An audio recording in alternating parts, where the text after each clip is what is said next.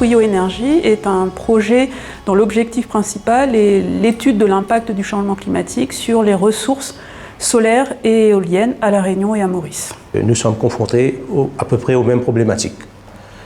Donc nous avons besoin de commencer à diminuer notre dépendance sur l'énergie fossile, donc d'où l'intérêt d'aller vers des énergies renouvelables. Et on sait que le potentiel du vent et le soleil est important pour les deux pays. En matière de changement climatique global et de décarbonation des économies, les enjeux planétaires sont énormes. Et parce que nos territoires sont finalement assez éloignés des grands centres de recherche, la coopération régionale est vite apparue comme une absolue nécessité.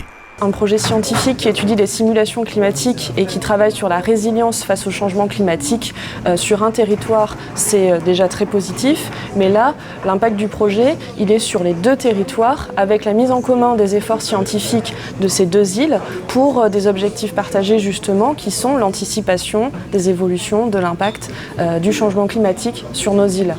Swio Energy est un projet interreg cofinancé par l'Union européenne, l'État français et la région Réunion.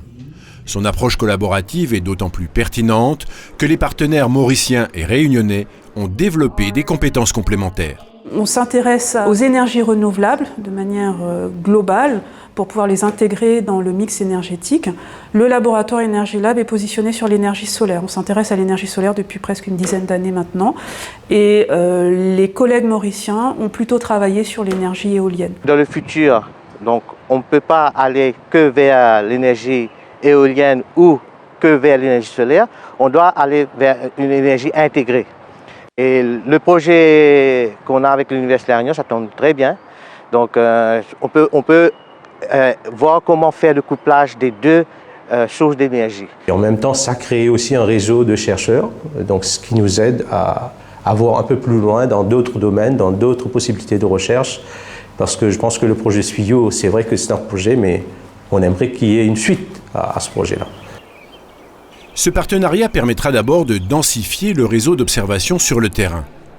Il se traduira également par des échanges d'enseignants et finalement, c'est le potentiel scientifique global de la zone qui s'en trouvera renforcé au service des enjeux de nos territoires. En fait, à Maurice, on a un plan pour basculer vers 40% renouvelable en 2030.